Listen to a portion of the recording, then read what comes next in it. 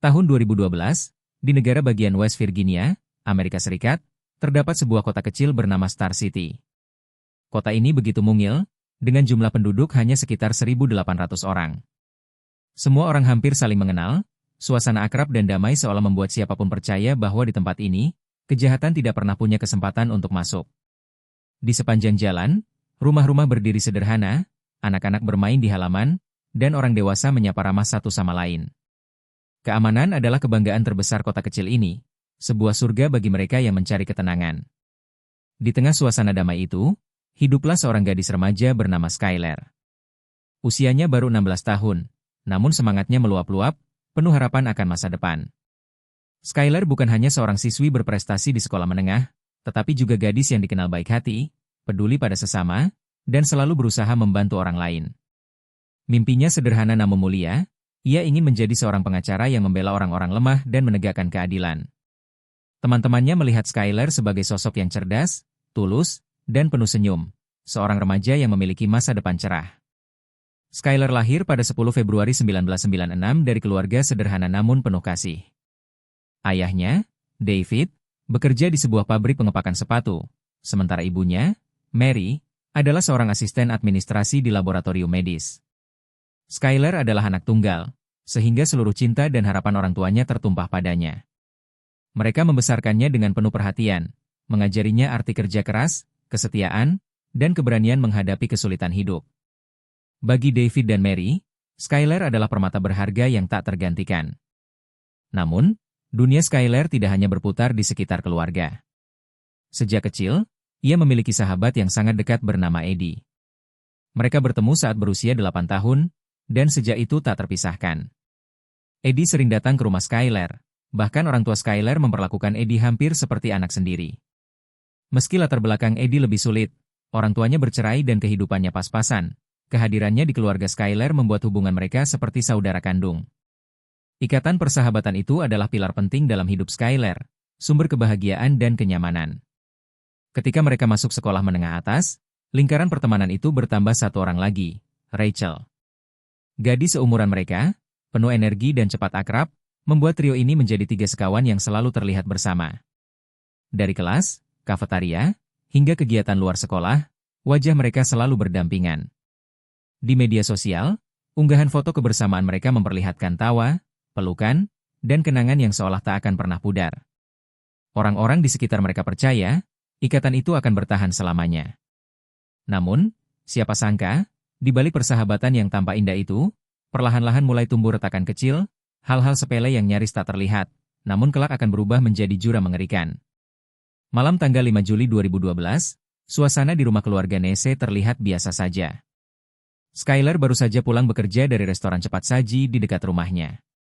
Seperti remaja pada umumnya, ia tampak lelah namun tetap menyapa kedua orang tuanya dengan senyum hangat sebelum masuk kamar. Tidak ada seorang pun menyangka bahwa malam itu akan menjadi malam terakhir mereka melihat putri kesayangan mereka hidup-hidup. Keesokan paginya, ketika sang ayah David pulang sebentar dari tempat kerja untuk mengambil mobil, ia mendapati sesuatu yang aneh. Pintu kamar Skyler masih tertutup rapat. Dipanggil berkali-kali, tak ada jawaban. Perasaan tidak enak mulai merayap. Ia lalu memutuskan mengintip dari jendela, dan terkejut melihat kamar kosong, tirai tersibak, jendela terbuka, dan sebuah kursi terletak di bawah jendela. Seakan-akan Skyler memanjat keluar diam-diam di tengah malam. Mengapa Skyler harus keluar lewat jendela, padahal pintu depan tidak terkunci? Pertanyaan itu terus mengganggu pikiran David. Ia mencoba menelepon putrinya, namun telepon genggam Skyler mati total. Lebih aneh lagi, di kamar masih tertinggal sikat gigi, charger, dan perlengkapan pribadi.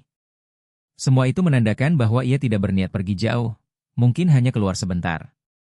Tetapi sudah lewat siang, Skyler belum juga pulang. Rasa panik pun semakin menjadi-jadi. David segera menghubungi Eddie, sahabat dekat Skyler. Eddie mengaku bahwa malam sebelumnya ia bersama Skyler dan Rachel. Mereka bertiga keluar sebentar mengendarai mobil, berputar-putar di Morgantown.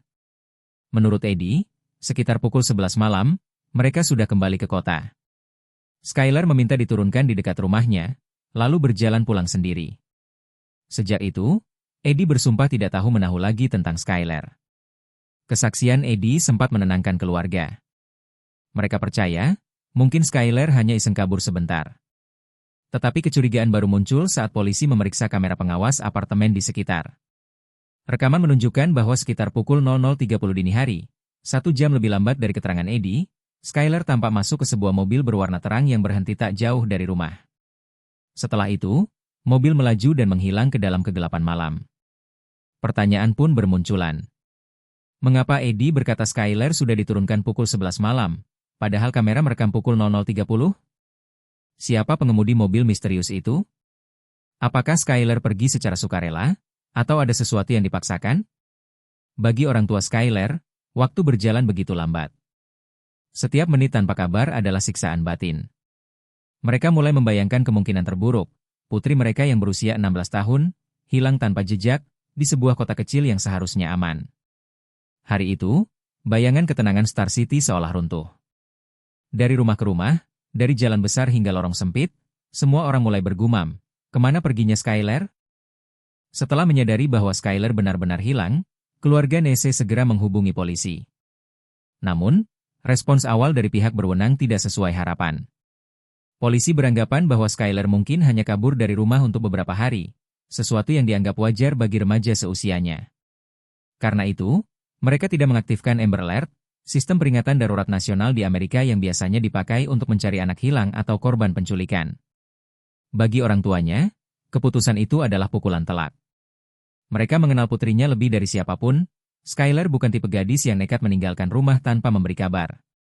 Mary, sang ibu, menangis terseduh-seduh, sementara David mencoba menenangkan dirinya agar tetap kuat. Namun jauh di dalam hati, ia merasakan firasat buruk yang makin lama makin jelas.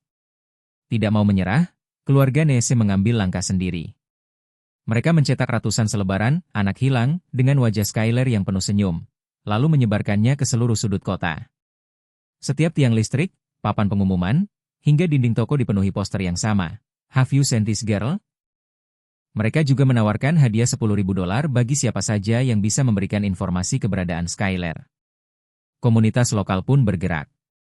Teman-teman sekolah Skyler, tetangga, bahkan orang asing yang tergerak hatinya ikut membantu pencarian. Malam demi malam, kelompok sukarelawan menyisir jalanan, hutan kecil, hingga tepi sungai. Tetapi hasilnya nihil, seakan-akan Skyler lenyap begitu saja, tanpa meninggalkan jejak. Di sisi lain, muncul pertanyaan besar, mengapa polisi menolak mengaktifkan Amber Alert? Untuk memahaminya, perlu diketahui bahwa sistem ini memiliki syarat ketat. Amber Alert hanya bisa dipicu jika ada bukti kuat bahwa seorang anak benar-benar diculik dan berada dalam bahaya serius. Karena rekaman CCTV memperlihatkan Skyler masuk ke mobil secara sukarela, polisi menilai kasus ini tidak memenuhi kriteria penculikan. Namun keputusan itu justru menimbulkan kemarahan masyarakat. Banyak yang menilai polisi bersikap terlalu pasif dan mengabaikan kemungkinan bahaya. Setiap menit berharga, kata David dengan suara serak dalam sebuah wawancara di televisi lokal. Jika Skyler sedang dalam bahaya, penundaan ini bisa berarti perbedaan antara hidup dan mati. Hari demi hari berlalu, namun berita tentang Skyler tak kunjung muncul. Telepon genggamnya tetap tidak aktif, rekening banknya tidak tersentuh, dan media sosialnya tidak diperbarui sama sekali. Semua tanda itu semakin menguatkan kekhawatiran bahwa Skyler tidak lagi dalam kondisi bebas. Di rumah keluarga Nese, suasana semakin muram. Foto Skyler dipasang di ruang tamu, setiap malam David dan Mary menatapnya, berharap pintu rumah terbuka dan putri mereka masuk sambil berkata, "Aku pulang." Tetapi yang ada hanyalah keheningan panjang, membuat hati mereka semakin hancur. Star City, yang sebelumnya dikenal sebagai kota kecil yang aman, kini dipenuhi bisikan ketakutan. Setiap orang tua menggenggam erat anak-anak mereka, khawatir tragedi yang sama bisa menimpa siapapun. Dan bagi keluarga Nese, hari-hari itu adalah awal dari mimpi buruk yang belum berakhir. Semakin lama Skyler tidak ditemukan, semakin besar pula tekanan yang muncul, bukan hanya dari keluarga, tetapi juga dari masyarakat. Di sekolah menengah, para siswa mulai berbisik-bisik. Semula mereka membicarakan kemungkinan Skyler hanya kabur sementara. Namun perlahan-lahan obrolan itu berubah menjadi kecurigaan terhadap dua sahabatnya sendiri, Eddie dan Rachel. Di media sosial, terutama Twitter dan Facebook, diskusi mengenai kasus ini semakin panas. Banyak teman sekolah Skyler yang ingat bahwa sebelum menghilang, hubungan antara Skyler dengan Eddie dan Rachel tidak seharmonis dulu. Beberapa unggahan Twitter Skyler bahkan menyinggung rasa kecewa dan kemarahan terhadap seseorang yang dekat dengannya. Potongan kalimat seperti, "Aku sudah muak," atau "Aku tidak bisa percaya padamu lagi," menjadi bahan spekulasi liar. Sementara itu, unggahan Eddie dan Rachel justru menambah kecurigaan. Eddie masih rajin memposting hal-hal sepele di media sosial, seakan tidak terganggu dengan kabar hilangnya sahabat sendiri. Rachel, di sisi lain, terlihat dingin dan jarang menunjukkan kepedulian. Sikap ini membuat banyak orang merasa ada sesuatu yang disembunyikan. Kabar miring menyebar cepat. Di lorong sekolah, di kantin, hingga di ruang kelas, bisikan itu sama. Mereka pasti tahu sesuatu. Bagaimana mungkin dua orang yang paling dekat dengan Skyler tidak tahu apa-apa? Mungkin mereka berbohong. Tekanan sosial pun semakin keras. Beberapa orang bahkan mengirim pesan kebencian langsung ke akun pribadi Eddie dan Rachel, menuduh mereka sebagai pembunuh. Meski belum ada bukti nyata, opini publik sudah terbentuk, mereka berdua tidak bisa dipercaya. Polisi yang awalnya menganggap kasus ini hanya remaja kabur, mulai berubah sikap. Mereka meninjau ulang pernyataan Eddie dan Rachel. Jika benar Skyler masuk ke mobil pada pukul 00.30, mengapa Eddie bersikeras mengatakan bahwa ia sudah menurunkan Skyler pukul 11 malam? Ada jarak waktu yang hilang, hampir 1,5 jam, yang tidak bisa dijelaskan dengan masuk akal. Sementara itu, keluarga Nese merasa semakin terhimpit. Di satu sisi, mereka masih ingin percaya pada Eddie, anak yang sudah dianggap seperti keluarga. Namun di sisi lain, bukti-bukti kecil mulai menggerogoti rasa percaya itu. Mary bahkan pernah berbisik pada suaminya, bagaimana jika orang yang kita percayai selama ini ternyata mengkhianati kita? Di tengah ketegangan ini, media lokal mulai meliput lebih intens. Kamera televisi merekam wajah David dan Mary yang penuh keputusasaan saat memohon masyarakat membantu mencari putri mereka. Namun liputan itu juga menyulut lebih banyak spekulasi. Publik mulai menekan polisi untuk menginterogasi Eddie dan Rachel lebih jauh. Hari-hari di Star City yang dulunya penuh ketenangan, kini berubah menjadi arena gosip, tuduhan, dan kecurigaan. Persahabatan yang dahulu tampak begitu kuat kini berdiri di ujung jurang, dan hanya waktu yang bisa membuktikan apakah semua kecurigaan itu benar adanya. Penyelidikan yang semula berjalan lambat mulai menemukan titik terang ketika polisi meninjau ulang semua bukti. Satu persatu detail kecil yang sebelumnya dianggap sepele mulai menunjukkan arti yang sangat besar. Pertama, perhatian polisi tertuju pada mobil Chevrolet warna perak yang dimiliki ibu Eddie. Rekaman CCTV di dekat apartemen menunjukkan siluet mobil yang sangat mirip dengan Chevrolet tersebut. Meski gambarnya buram, garis bodi dan kilauan catnya hampir identik. Hal ini menimbulkan pertanyaan besar. Apakah mobil keluarga Eddie adalah kendaraan misterius yang membawa Skyler di malam ia menghilang? Tidak hanya itu, data pencatatan sinyal telepon juga menyingkap fakta mencurigakan. Malam itu, sekitar pukul 00.30 hingga pukul 1, sinyal ponsel Rachel tercatat berada di sebuah menara seluler di Blacksville, sebuah daerah yang terletak 27 km dari Star City. Artinya, ia berbohong ketika mengatakan bahwa setelah menurunkan Skyler, mereka langsung pulang. Semakin ditelusuri, semakin banyak kejanggalan muncul. Rachel tidak menunjukkan kepanikan seperti seorang sahabat yang kehilangan teman dekatnya. Sebaliknya, keesokan hari setelah Skyler hilang, ia bahkan pergi berlibur bersama ibunya dan hanya menjawab pertanyaan polisi lewat telepon. Sikap dingin dan ketidakpedulian itu membuat penyelidik semakin yakin, ada sesuatu yang disembunyikan. Sementara itu, Eddie tetap bersikap seolah tidak ada yang salah. Ia masih sering datang ke rumah keluarga Nese, menangis di kamar Skyler, bahkan berusaha menenangkan orang tua gadis itu. Bagi David dan Mary, sikap Eddie menimbulkan dilema. Apakah itu bentuk kepedulian tulus, atau justru sandungan untuk menutupi rahasia gelap? Masyarakat mulai semakin keras menuding keduanya. Rumor menyebar bahwa Eddie dan Rachel mungkin tahu lebih banyak daripada yang mereka katakan. Di sekolah, tatapan teman-teman berubah dingin. Mereka tidak lagi dianggap sebagai sahabat korban, melainkan sebagai tersangka potensial. Bukti demi bukti, sikap dingin Rachel, data ponsel yang mengarah ke Blacksville, serta kemiripan mobil keluarga Eddie dengan rekaman CCTV, akhirnya membuat polisi yakin, ini bukan lagi kasus remaja kabur. Skyler kemungkinan besar telah menjadi korban sebuah kejahatan serius. Dari sinilah penyelidikan berbelok arah. Polisi tidak lagi sekadar mencari seorang gadis hilang, tetapi mulai menelusuri jejak untuk membongkar sebuah konspirasi kelam di balik hilangnya Skyler. Waktu terus berjalan, hingga bulan Desember 2012, tekanan terhadap Eddie dan Rachel semakin berat. Desas-desus di sekolah, hinaan di media sosial, serta interogasi berulang dari polisi membuat Rachel tidak mampu lagi menahan beban. Suatu hari, ia mengalami gangguan mental di rumah ibunya hingga polisi harus dipanggil. Dari situlah titik balik besar terjadi. Di hadapan penyelidik, dengan suara bergetar, Rachel akhirnya berkata, "Kami menusuknya. Kami membunuh Skyler." Kalimat itu membuat ruang interogasi hening. Seorang remaja berusia 16 tahun mengucapkan pengakuan yang begitu dingin dan mengerikan. Perlahan, Rachel mulai menjelaskan semuanya, bahwa malam tanggal 5 Juli bukanlah pertemuan biasa, melainkan jebakan yang sudah mereka rencanakan sejak lama. Beberapa minggu sebelumnya, Rachel dan Eddie telah menyiapkan rencana keji. Mereka menyembunyikan 2 pisau, sarung tangan, dan pakaian ganti dalam sebuah tas.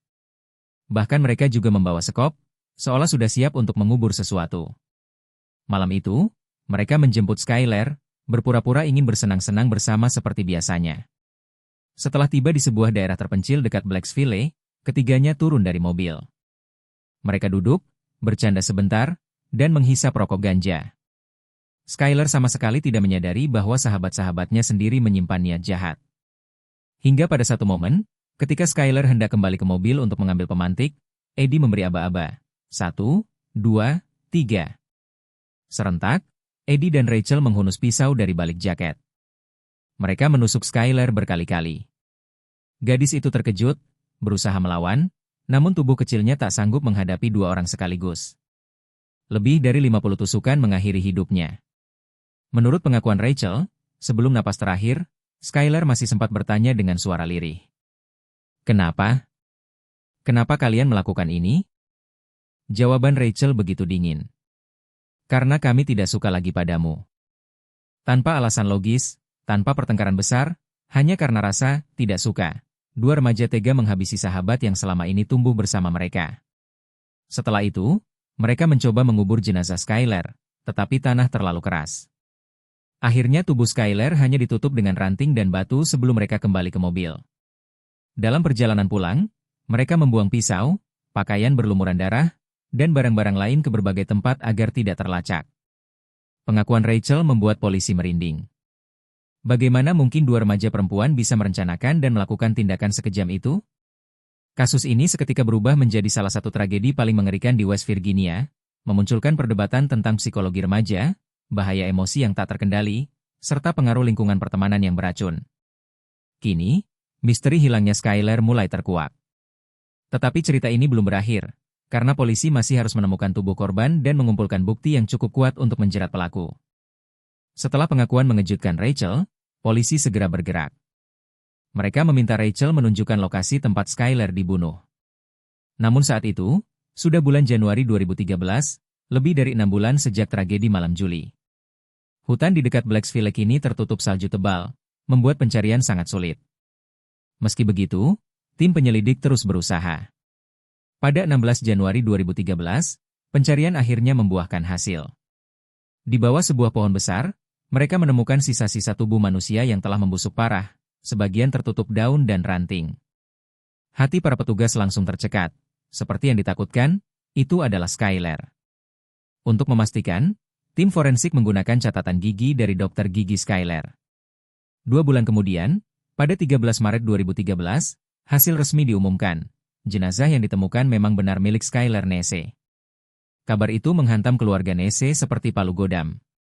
Mary jatuh pingsan saat mendengar berita, sementara David berdiri terpaku, wajahnya pucat pasi, seperti tak percaya bahwa harapan untuk memeluk putrinya lagi benar-benar lenyap. Seluruh kota Star City pun diliputi duka mendalam. Tidak hanya jenazah, polisi juga menemukan bukti fisik penting. Di mobil Chevrolet milik keluarga Eddie, ditemukan noda darah kecil yang, setelah diuji DNA, cocok dengan darah Skyler. Selain itu, sebuah koper berisi pakaian Eddie juga memiliki bekas darah yang sama. Bukti-bukti ini semakin menguatkan keterlibatan mereka. Sementara itu, sikap kedua tersangka tetap kontras. Rachel, setelah pengakuan awalnya, tampak pasrah dan lebih kooperatif. Namun Eddie tetap bersikeras tidak bersalah, bahkan masih berusaha bersandiwara di depan publik dengan memasang wajah sedih seolah-olah ia masih berduka atas kehilangan sahabat. Bagi keluarga Nese, pengungkapan ini adalah pisau bermata dua. Di satu sisi, mereka akhirnya tahu kebenaran. Tetapi di sisi lain, fakta bahwa dua sahabat dekat putri mereka sendiri adalah pembunuhnya sungguh sulit diterima. David sempat berkata dalam wawancara. Mereka datang ke rumah saya, duduk di kamar Skyler, menangis, dan berpura-pura bersedih. Padahal, merekalah yang merencanakan dan melakukan semuanya. Kini, dengan jenazah dan bukti nyata di tangan, tidak ada lagi keraguan. Polisi dan jaksa mulai menyiapkan berkas dakwaan untuk membawa Eddie dan Rachel ke pengadilan. Star City yang sebelumnya hanya diguncang isu dan gosip, kini harus menghadapi kenyataan pahit. Salah satu kejahatan paling brutal di negara bagian itu dilakukan oleh dua remaja yang seharusnya masih duduk di bangku sekolah menengah. Setelah bukti-bukti kuat terkumpul, kasus pembunuhan Skyler Nese pun resmi dibawa ke pengadilan. Ruang sidang dipenuhi wartawan, keluarga korban, dan masyarakat yang ingin menyaksikan bagaimana hukum menjawab tragedi mengerikan ini. Rachel memilih jalur plea deal, ia mengaku bersalah atas tuduhan pembunuhan tingkat 2. Sebagai imbalannya, hukuman maksimal seumur hidup diganti menjadi 30 tahun penjara, dengan kemungkinan bebas bersyarat setelah 10 tahun. Dalam sidang, Rachel menangis terisak, berulang kali menyampaikan penyesalan kepada orang tua Skyler. Ia berkata dengan suara parau, "Saya tidak bisa menghapus apa yang saya lakukan, tapi saya menyesal dengan seluruh hati saya." Namun bagi David dan Mary, kata-kata itu terdengar hampa. Bagi mereka, tangisan Rachel hanyalah topeng belaka, terlalu terlambat untuk mengembalikan putri mereka. Sementara itu, Eddie tetap mempertahankan sikap keras kepala. Meski bukti darah Skyler ditemukan di mobil dan barang-barangnya, Eddie tidak menunjukkan penyesalan. Di ruang sidang, ia tampil dengan wajah datar, bahkan sempat tersenyum sinis. Hakim dan juri menilai sikap ini sebagai tanda tidak adanya empati. Akhirnya, Eddie dijatuhi hukuman penjara seumur hidup tanpa kemungkinan bebas bersyarat hingga 15 tahun pertama. Kontras antara keduanya begitu jelas, Rachel menangis dan memohon ampun, sementara Eddie dingin dan nyaris tak peduli. Salah satu momen paling memilukan terjadi ketika hakim bertanya apakah Eddie ingin menyampaikan sesuatu pada keluarga korban. Dengan nada acuh, Eddie hanya berkata, "Saya tidak punya apa-apa untuk dikatakan." Keluarga Nese terpukul mendengarnya. Mary menutup wajahnya dengan kedua tangan, sementara David hanya bisa menatap kosong ke arah terdakwa. Baginya, gadis yang pernah ia anggap anak sendiri kini berubah menjadi monster yang merenggut nyawa putrinya. Masyarakat Star City pun bereaksi keras. Banyak orang merasa hukuman Rachel terlalu ringan, mengingat kekejaman tindakannya. Namun sistem hukum Amerika menganggap pengakuannya membantu mempercepat penyelidikan, sehingga vonis lebih ringan diberikan. Eddie, di sisi lain, dianggap sebagai otak dan pelaku utama, sehingga dijatuhi hukuman paling berat. Kasus ini menjadi sorotan nasional. Media menggambarkannya sebagai pengkhianatan persahabatan paling kejam di era modern. Para psikolog pun mulai membahas bagaimana iri hati, rasa bosan, dan pengaruh sosial bisa mendorong remaja melakukan tindak kejahatan yang tak terpikirkan. Bagi keluarga Nese, vonis itu memang memberikan kepastian hukum, tetapi tidak pernah bisa mengobati luka kehilangan. David berkata seusai sidang, "Tidak ada hukuman yang cukup untuk mengembalikan putri kami. Kami hanya ingin dunia tahu bahwa Skyler tidak pantas menerima nasib ini." Dengan vonis dijatuhkan, kasus ini resmi berakhir di pengadilan. Namun luka yang ditinggalkan akan tetap abadi, menjadi peringatan bagi seluruh masyarakat tentang kerapuhan kepercayaan dan bahaya pengkhianatan. Meski pengadilan telah menjatuhkan vonis, cerita tragis ini tidak berakhir begitu saja. Kehilangan Skyler meninggalkan bekas luka mendalam bukan hanya bagi keluarga Nese, tetapi juga bagi seluruh komunitas Star City. David dan Mary menolak membiarkan putrinya dilupakan begitu saja. Mereka berjuang bersama legislatif negara bagian West Virginia untuk melahirkan Skyler S. Law, sebuah aturan baru yang memperluas penggunaan Amber Alert. Dengan undang-undang ini, setiap kasus anak hilang yang dicurigai berada dalam bahaya bisa segera memicu alarm pencarian nasional, meskipun bukti penculikan belum sepenuhnya jelas. Bagi orang tua Skyler, ini adalah bentuk kecil dari keadilan terakhir, agar tidak ada lagi keluarga yang harus mengalami penundaan fatal seperti yang mereka alami. Selain itu, lokasi tempat ditemukannya jenazah Skyler berubah menjadi taman peringatan kecil. Sebuah pohon besar di hutan Blacksville kini sering dihiasi bunga, lilin, dan foto kenangan. Setiap kali rasa rindu memuncak, David dan Mary datang ke sana, duduk diam di bawah pohon, seakan masih bisa bersama putrinya. Bagi mereka, itu adalah satu-satunya tempat di mana kesedihan dan cinta bisa bertemu. Di sekolah, kasus ini menimbulkan trauma besar. Banyak siswa yang mulai mempertanyakan arti persahabatan sejati. Bagaimana mungkin dua orang yang disebut sahabat bisa berubah menjadi pembunuh? Pertanyaan itu membayangi pikiran banyak remaja.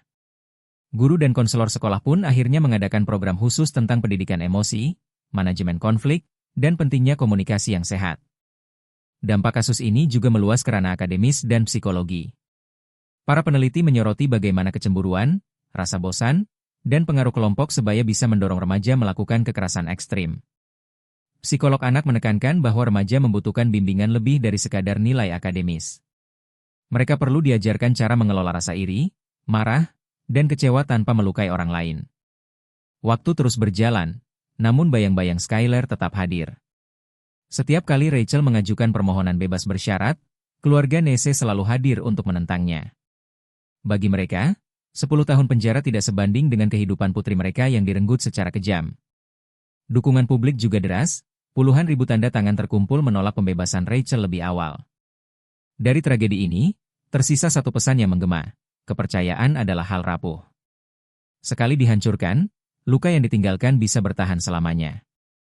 Skyler adalah korban dari pengkhianatan, dan kisahnya menjadi peringatan pahit bahwa kejahatan bisa lahir bahkan dari orang-orang yang paling kita percayai. Meski tidak ada keadilan yang benar-benar bisa menghapus kesedihan keluarga Nese, perjuangan mereka memastikan bahwa nama Skyler akan selalu dikenang, bukan hanya sebagai korban, tetapi juga sebagai simbol perubahan untuk melindungi anak-anak lain. Tragedi hilangnya dan terbunuhnya Skyler Nese bukan sekadar sebuah kasus kriminal. Ia adalah cermin kelam yang menunjukkan betapa rapuhnya kepercayaan, betapa tipisnya batas antara persahabatan dan pengkhianatan. Di balik senyum dan tawa remaja, tersimpan potensi luka, iri, dan kebencian yang jika tidak dikendalikan, bisa berubah menjadi kejahatan yang tak terbayangkan. Bagi keluarga Nese, luka itu akan bertahan sepanjang hidup.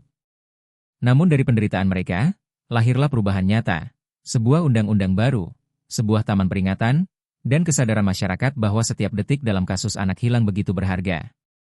Kita belajar dari kisah ini bahwa mendidik anak bukan hanya soal akademis, tetapi juga membentuk hati dan pikiran yang sehat. Remaja perlu diajarkan empati, kesabaran, serta cara menyelesaikan konflik tanpa kekerasan. Semoga kisah Skyler menjadi pengingat bagi kita semua, untuk lebih menghargai keluarga, menjaga sahabat, dan yang terpenting, untuk tidak pernah menyepelekan tanda-tanda bahaya dalam hubungan sosial. Terima kasih telah mengikuti cerita ini bersama kami di Sandi Kriminal. Jika Anda merasa kisah ini memberikan pelajaran, jangan lupa tinggalkan komentar, tekan tombol suka, dan berlangganan agar tidak ketinggalan kisah nyata lainnya. Sampai jumpa di video berikutnya. Salam hormat, dan tetaplah waspada. Setiap kejahatan meninggalkan jejak, dan setiap jejak punya cerita.